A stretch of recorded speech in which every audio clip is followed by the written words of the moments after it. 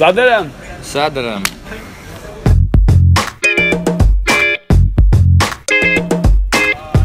Tā, atklāšanas spēle būs Francija pret Rumāniju.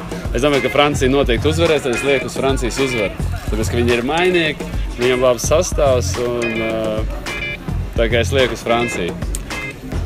Tev ir iespējas vai neizšķirs vai Rumāniju, tu var izvēlēties. Es teikšu, lai būtu interesantāk, likšu uz Rumāniju, kaut gan ticības man nav, ka viņi varētu vinēt. Varbūt, jā, varbūt Niči izspēlēs, bet, lai paliek Rumānija. Ok, nākamā spēle 11. jūnijas. Anglija, Krievija. Es likšu uz Angļiem, jo... Tad, lai ir interesants, es likšu uz Krieviem.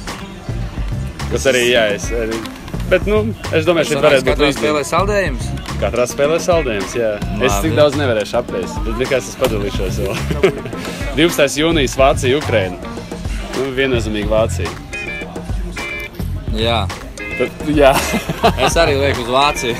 Bet nē, tu vari likt tagad vai neizšķirt, vai arī uz Ukrainu. Nē, Ukraiņu neiesitīs, cerams, ka vācieši arī nevarēs iesitīs. 0-0 neizšķirt? Bet nebūs tāds rezultāts. Okay.